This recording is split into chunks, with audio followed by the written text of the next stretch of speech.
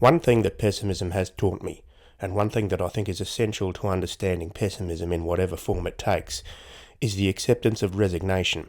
Usually defined as quitting a job, it's also defined as, per Cambridge, a sad feeling of accepting something that you do not like because you cannot easily change it, and per Oxford, the quality of being willing to accept a difficult or unpleasant situation that you cannot change. That is, accepting a situation but with reluctance, because the situation is undesirable but you have no power to stop or improve it. For pessimists, existence is the situation that is undesirable. For less existential, more social pessimists like me, it's society, the world for us. But however we look at it, our situation is the same. We have neither the power to stop it or improve it. In fact, the very idea of ending all life is so preposterous, only a complete idiot would seriously countenance it. And so, pessimists grit our teeth and accept with great reluctance and not a little bitterness. As for ending our own lives individually, that faces too much personal resistance, in most cases. Biological urge is stronger than philosophical conviction. Pessimist resignation is not the same thing as stoicism. Certainly not the ancient Greek stoicism, which is a philosophical system in itself, and not the modern use of the word, which is, per Cambridge again, the quality of experiencing pain or trouble without complaining or showing your emotions. The resignation of pessimism is not a denial of one's emotional psychological state. That's where the resignation of pessimism begins. Pessimists are not indifferent to their own or anyone else's pain and trouble. But perhaps more than anything, pessimist resignation is the acceptance of our individual limits, and also collective limits, of our influence in the world for us. Despite the propaganda, we humans, pessimist or not, have very little actual say in how things are run, in the decision making. We play our little bits, as we're allowed, or compelled, otherwise people are simply cast aside as surplus to needs. But those little bits we play or are compelled to play don't make us significant in the way that the actual ruling classes of the world are. Pessimist resignation recognises this sorry stratification of human society without in the least approving of it, because we accept just how little we actually count in the world for us. One slip and anyone can lose their job, their home, their health, and eventually their life. That's how little we count.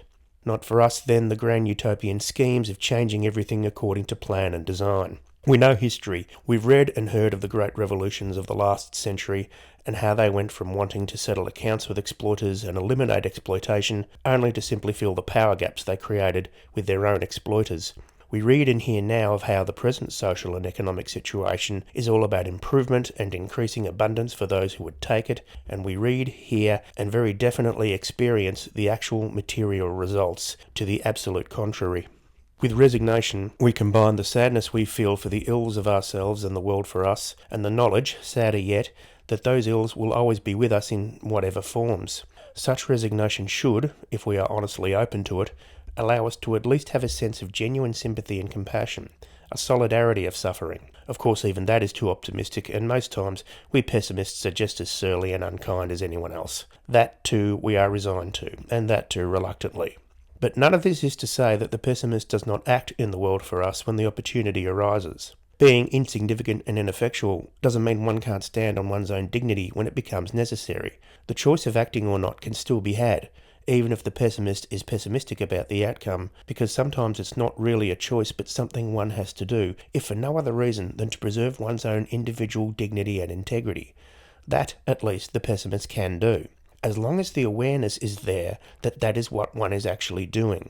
Because the last thing anyone would want to do is commit acts out of rashness, adherence to ideology, personal psychological hang-ups, or any other reason that doesn't lend dignity to the individual. Pessimists may know that if they do act in the world, the chances are 10 out of 9 that nothing much will come of it. But as long as they are aware of that, and act anyway, out of a desire to be able to live with themselves, to be at peace with themselves, pessimists are not acting rashly. Such acts, then, are usually from a desire to do something actually universally right. There is a difference between that and making up pseudo-ethical bullshit that gratifies egoism instead of dignity. Because resignation, for pessimists, must have at its core the project of retaining personal dignity in the teeth of constant humiliation and disgrace. The dignity of awareness that humiliation and disgrace are the true lot of human society for the great majority of us, and because of that, the solidarity of compassion and understanding is our last grasp on our individual and collective human decency. Mourners at the constant funeral, the resigned comfort each other in their grief, not excusing the evils of the world for us, but not pretending that those evils will end. Resignation is the acceptance of our limits and of our position in the world for us, without abandoning our basic shared humanity.